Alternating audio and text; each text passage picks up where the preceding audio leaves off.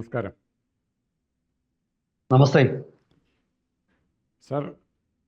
ഒരു രസകരമായ കാര്യം, തീവാർന്ന മണ്ഡലങ്ങൾ എന്ന് പറഞ്ഞ കുറേ മണ്ഡലങ്ങളുടെ പേര് നമ്മൾ പറയാറുണ്ട്. തിരുവനന്തപുരത്ത് വട്ടിയൂർക്കാവ്, ആറന്മുള വീണ ജോർജിൻ്റെ മണ്ഡലം, പിന്നെ മലബാറിലെ 2-3 മണ്ഡലങ്ങൾ, തളിപ്പറമ്പ് ഉൾപ്പെടെയുള്ള മണ്ഡലങ്ങൾ, റിയാസിൻ്റെ ബേപ്പൂര്, ഇങ്ങനെയുള്ള പല മണ്ഡലങ്ങളും തീവാർന്നതെന്ന് പറയും.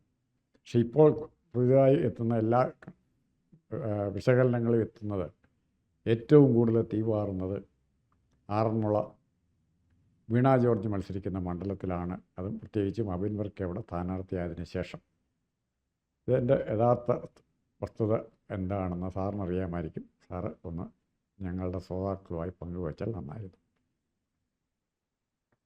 ആറന്മുള മണ്ഡലത്തിൽ ഏറ്റവും ഒടുവിലത്തെ വാർത്തകൾ സൂചിപ്പിക്കുന്നത് ഇടതുപക്ഷ ജനാധിപത്യ മുന്നണി സ്ഥാനാർത്ഥിയും അതുപോലെ തന്നെ സംസ്ഥാനത്തെ ആരോഗ്യമന്ത്രിയുമായ വീണ ജോർജ് പിറകിലേക്ക് പോയിരിക്കുന്നു എന്നുള്ളതാണ്. അത് സംഭവിക്കുകയാണെങ്കിൽ അത് ഇടതുപക്ഷത്തിന് വലിയൊരു തിരിച്ചടിയായിരിക്കും. കാരണം ഈ മണ്ഡലം കോൺഗ്രസിന് മുൻതൂക്കമുള്ള ഒരു മണ്ഡലമാണ്. പഴയ കാലത്ത് നിരന്തരമായിട്ട് കോൺഗ്രസ് വിജയിച്ചുകൊണ്ടിരുന്ന മണ്ഡലമാണ്.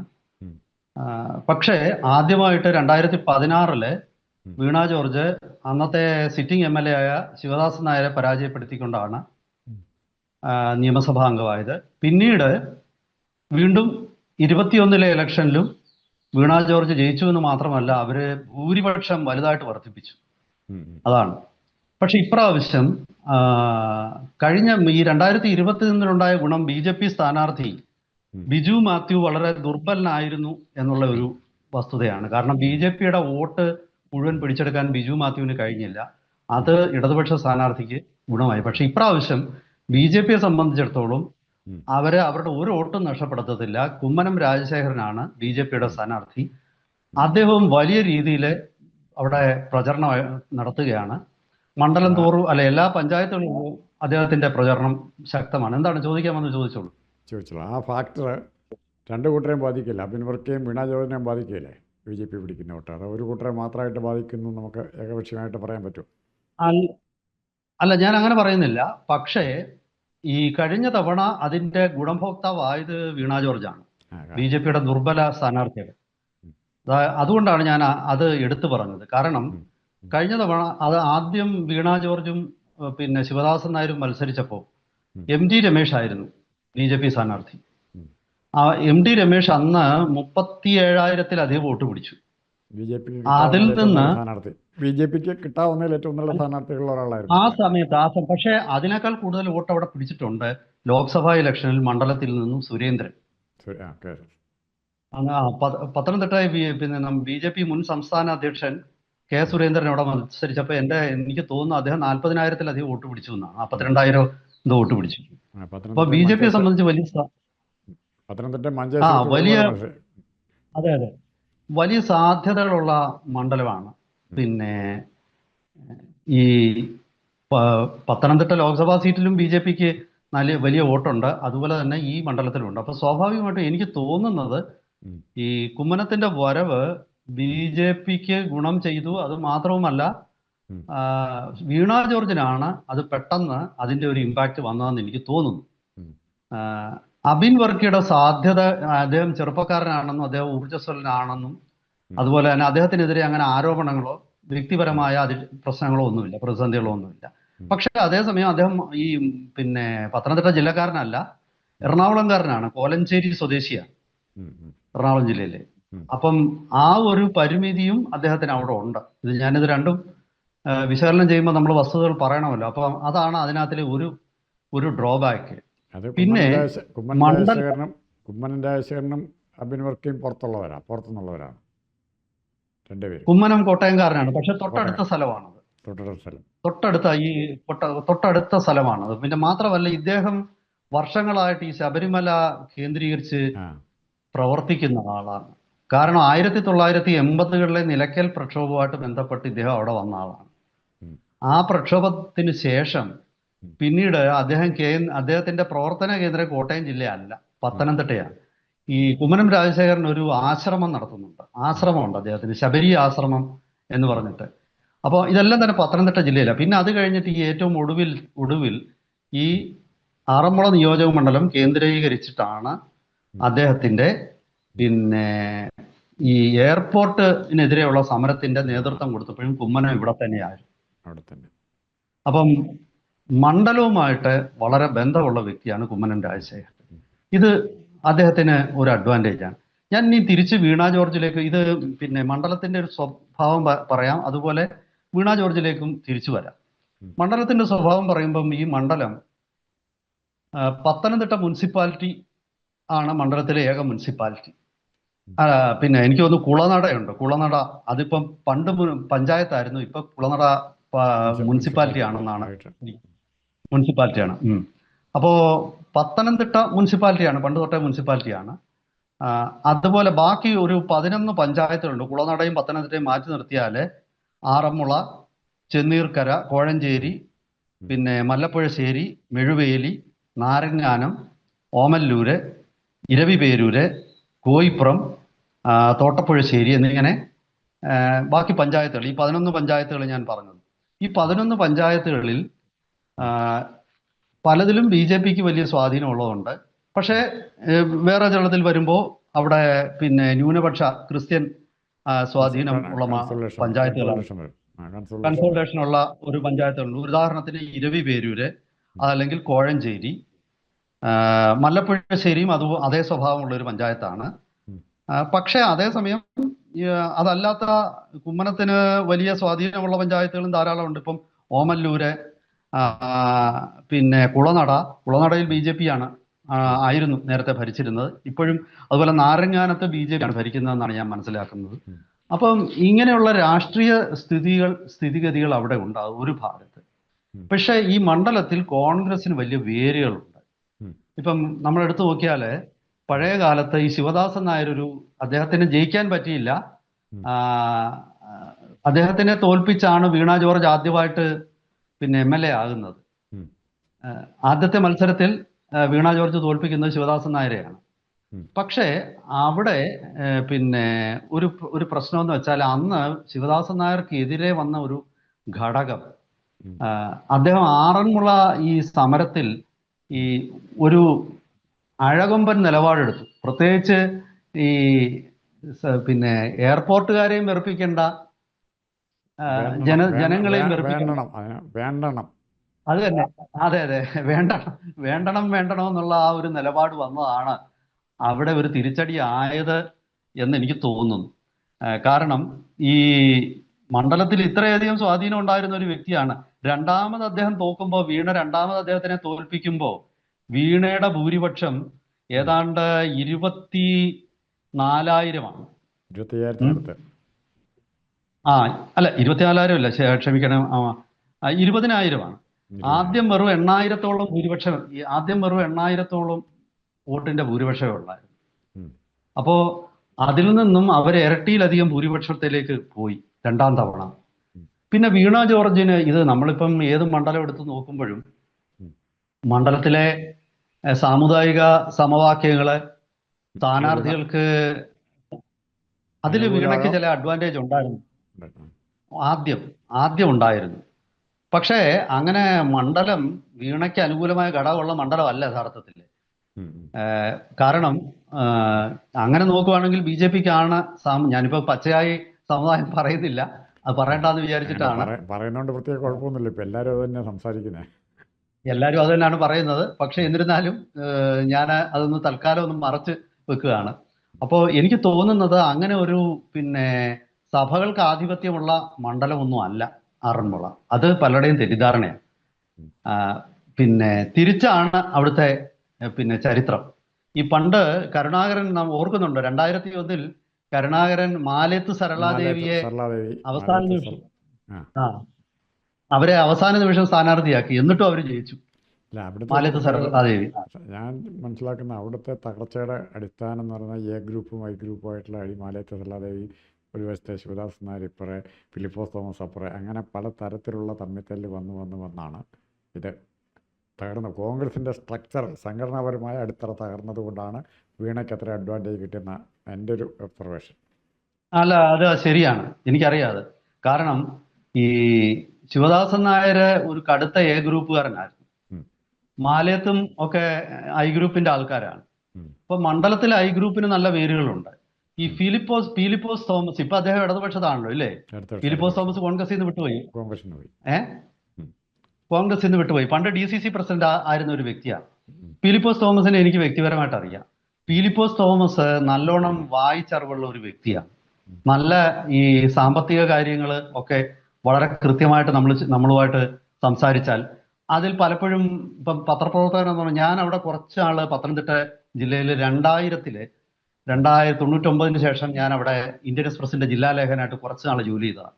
ഉം. അപ്പോൾ പീലിപ്പോസ് തോമസ് എന്ന വ്യക്തിയെ വിളിക്കുമ്പോൾ പലപ്പോഴും സംസാരിക്കുമ്പോൾ അദ്ദേഹത്തുമായിട്ടുള്ള ഒരു ഇന്ററാക്ഷനിൽ എനിക്ക് തോന്നിയിട്ടുണ്ട് അദ്ദേഹം നല്ല ലേണഡ് ആയിട്ടുള്ള ഒരാളാണ്. ഇപ്പൊ നമ്മള് ഈ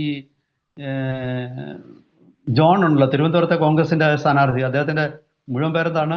CP Thiruvananthapuram central CP John. C P ജോണിനെ പോലെ പലപ്പോഴും എനിക്ക് തോന്നിയിട്ടുണ്ട്. കാരണം വസ്തുതകൾ വളരെ കൃത്യമായിട്ട് പഠിക്കും. പത്രപ്രവർത്തനം എന്നുള്ള നിലയിൽ നമ്മൾ ചോദിച്ചാൽ നമ്മൾ പലപ്പോഴും അവരുടെ അഭിപ്രായത്തോട് യോജിക്കണമെന്നില്ല. അവര് തീർച്ചയായിട്ടും അവരുടെ രാഷ്ട്രീയത്തിന് അനുകൂലമായിട്ടായിരിക്കും തൽക്കാല സാമ്പത്തിക സ്ഥിതിയെ വിലയിരുത്തുന്നത്. പക്ഷെ വ്യക്തിപരമായിട്ട് അവരുടെ പാർട്ടിയുടെ ഭാഗത്തു നിന്നുള്ള മറുപടി തന്നതിന് ശേഷം അവർ പിന്നീട് വ്യക്തികൾ എന്നുള്ള നിലയിൽ പിന്നീട് നമ്മൾ സംസാരിക്കുമ്പോൾ അവർ പറയും, അല്ല നിങ്ങൾ പറഞ്ഞത് ശരിയാണ്, പക്ഷെ എനിക്ക് അങ്ങനെ പറയാൻ പറ്റില്ല, ഞാൻ എൻ്റെ പ്രസ്ഥാനത്തിൻ്റെ കൂടെ നിൽക്കുകയാണ് എന്ന് പറഞ്ഞ വസ്തുതയായിട്ട് അംഗീകരിക്കുന്ന ഒരു വ്യക്തിയായിരുന്നു ഫിലിപ്പോസ് തോമസ്. നല്ല വിവരമുള്ള ഒരാളാണ്. പക്ഷേ ഫിലിപ്പോസ് തോമസിന് ജനങ്ങളുമായിട്ട് ഇടപഴകുന്നതിൽ അത്ര വിജയമല്ല. ഫിലിപ്പോസ് തോമസ് എൻ്റെ ഒരു പരാജയം അവിടാണ്. പറഞ്ഞോ. ഇന്ററാക്ഷൻ ഇല്ലാതെ പോയി, അതാണ് പറ്റിയത്. ഇന്ററാക്ഷൻ ഇല്ലെന്ന് മാത്രമല്ല, അദ്ദേഹത്തിന് എനിക്ക് തോന്നുന്നു അദ്ദേഹത്തിന്റെ വ്യക്തിത്വത്തിൽ ആ തരത്തിൽ ഇടപെടുന്നതിൽ സ്വാഭാവികമായ ചില പരിമിതികളുണ്ട്. ഓരോരുത്തരുടെ വ്യക്തിത്വം ഓരോ രീതിയിലാണല്ലോ. ഒരു പിണറായി വിജയൻ എഫക്റ്റ്. ഒരു ചിലപ്പോൾ ഉൾവലിഞ്ഞു നിൽക്കുന്നതായിരിക്കാം. പിണറായി വിജയൻ ധാർഷ്ട്യമാണ് കൂടുതൽ. ഫിലിപ്പോസ് തോമസ് ധാർഷ്ട്യമാണെന്നൊന്നും ഞാൻ പറയുന്നില്ല, പക്ഷെ എവിടെയൊക്കെ അതുണ്ട്. അത് നമ്മുടെ അങ്ങനെ തോന്നാം.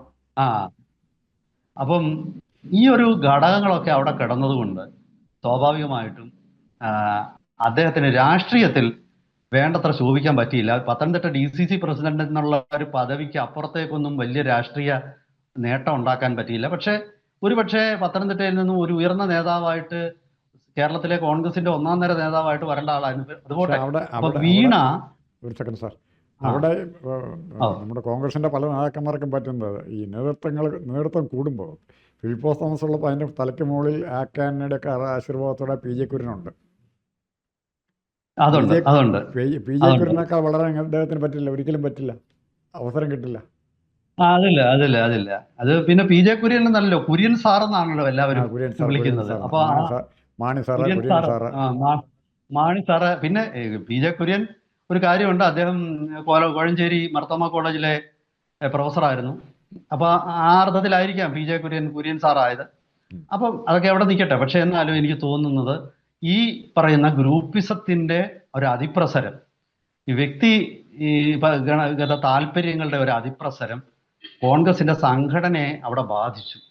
പിന്നീട് അവിടെ ഉണ്ടായ ഒരു BJPയുടെ ഒരു മുന്നേറ്റം, അതായത് ശബരിമല വിഷയവുമായിട്ട് ബന്ധപ്പെട്ടു മറ്റു പല ഘടകങ്ങളാലും ദേശീയ തലത്തിൽ BJP വളർന്നപ്പോൾ കോൺഗ്രസിനെ സപ്പോർട്ട് ചെയ്ത് അതുവരെ കോൺഗ്രസിനെ ഒറ്റക്കെട്ടായിട്ട് പിന്തുണച്ചിരുന്ന വിഭാഗങ്ങൾ പതുക്കെ BJPയിലോട്ട് മാറാൻ തുടങ്ങി.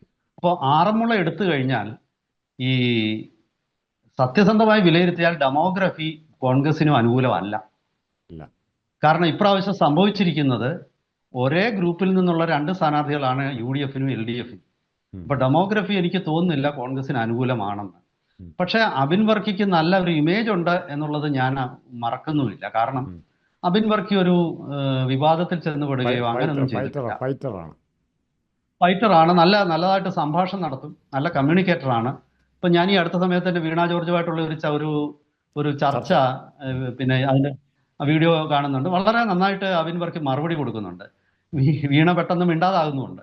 അത്തരം നല്ല ശക്തമായ എന്നാൽ സഭ്യതയുടെ അതിർവരമ്പ് വിടാതെ. ഇപ്പൊ ചിലരുണ്ട് അവിടെ കിടന്നുകൊണ്ട് ബഹളം വെച്ച് വലിയ ഒച്ചയും ബഹളമൊക്കെ ഉണ്ടാക്കിയിട്ട് ഈ ഷേക്സ്പിയർ പറഞ്ഞ പോലെ അതിൽ പ്രത്യേകിച്ച് ഒന്നുമില്ല, സിഗ്നിഫൈങ് നത്തിങ്. അതാണ്. അതെ. അതുപോലെ ഹോളോ ഒരു വെസൽ ബ- പ്രൊഡ്യൂസസ് മോർ സൗണ്ട്സ്. അല്ല ആ, അല്ല ഞാൻ അതല്ലായിരുന്നു ആ വരികയല്ല, ഞാൻ പെട്ടെന്ന് എനിക്കത് ഓർമ്മ വന്നില്ല. ഏഹ് ആ, അപ്പം ആ, ഇങ്ങനെ ഒരു, അതായത് ചുമ്മാതെ ശബ്ദവും ബഹളവും ഉണ്ടാക്കിയിട്ട് ആ, അദ്ദേഹം ജീവിതത്തിനെ കുറിച്ച് പറയുമ്പോഴാണ് ഷേക്സ്പിയർ ആ, ഈ ഇത് പറഞ്ഞത്, life is but a shadow walking on the strutting and fretting on the stage it is എന്നുള്ള ആ പറഞ്ഞു വരുമ്പോഴാണ് അത് പിന്നെ ഒന്നുമില്ല, വെറും ഒരു ആ, ശബ്ദങ്ങളും വലിയ ബഹളവും ഒക്കെ ആണെന്നുള്ള ആ ഒരു വലിയ കാര്യമൊന്നുമില്ല എന്നുള്ള രീതിയിൽ. അപ്പൊ അതുപോലെ അല്ല, കൃത്യമായിട്ടും അർത്ഥഗർഭമായിട്ട് സംസാരിക്കാൻ പറ്റുന്ന ഒരു വ്യക്തിയാണ്. പക്ഷെ അതൊക്കെ ആണെങ്കിലും ഈ ഇലക്ഷൻ രാഷ്ട്രീയത്തിൽ അദ്ദേഹം അവിടെ പുതിയ ആളാണ്. അത് അദ്ദേഹത്തിന്റെ പരിമിതിയായിരിക്കും. പിന്നെ ഗ്രൂപ്പുകളുടെ ഒരു വിളനിലത്തിലോട്ടാണ് അദ്ദേഹം എടുത്തിയാടിയിരിക്കുന്നത്. ആ ഗ്രൂപ്പുകളിൽ എങ്ങനെ ആയിരിക്കും അവിടെ അദ്ദേഹത്തിന് അതിനെ പ്രയോജനപ്പെടുത്താൻ കഴിയുക എന്നതായിരിക്കും കോൺഗ്രസിന്റെ, അതായത് കോൺഗ്രസിന് എത്രമാത്രം ശിവദാസൻ നായർ ഇപ്പോഴും ഉണ്ട്.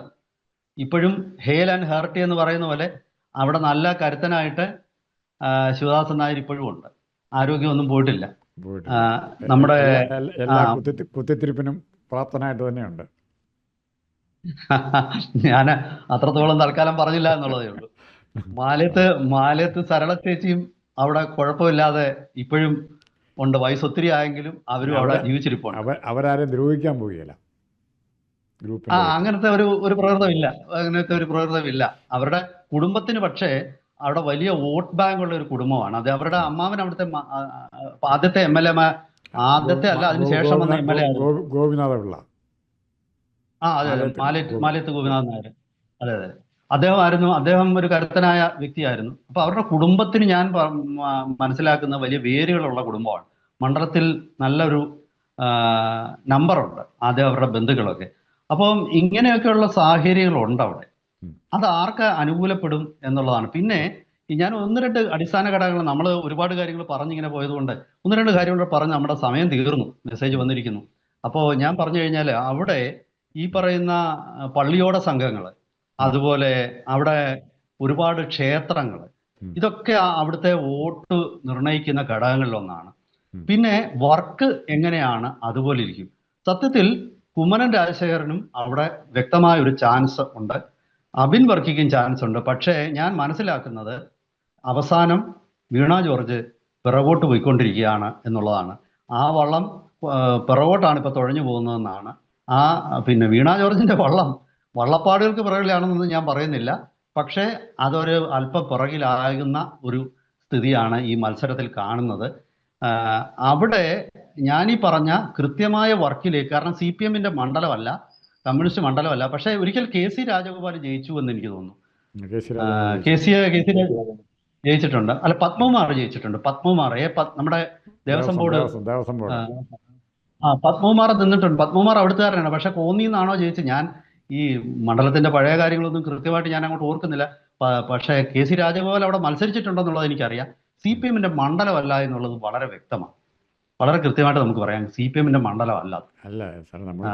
അവിടെ തർക്കം പോലും പറയുന്നത് 5 സീറ്റും ഇടതുപക്ഷം ജയിച്ച പത്തനംതിട്ട ജില്ലയിലെ കോൺസ്റ്റിറ്റ്യുവൻസിയെ കുറിച്ചാണ് നമ്മൾ സംസാരിക്കുന്നത്. എന്നിട്ടും വീണ ജോർജ് പുറകിൽ പോകണമെങ്കിൽ അബിൻ വർക്കിയുടെ വീടിന്റെ ഐശ്വര്യം പിണറായി തന്നെ.